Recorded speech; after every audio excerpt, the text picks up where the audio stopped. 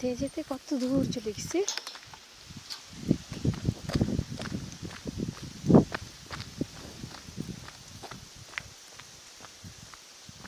এই সুন্দর জায়গাটাই ক্যামেরাটা বাচ্চার বাবার কাছে রাখছিলাম, যে কারণে আমি আবার কষ্ট করে আসছি শুধু ফোনটাকে কালেক্ট করার জন্য। সুন্দর সুন্দর মুহূর্তটা চলে গেছে।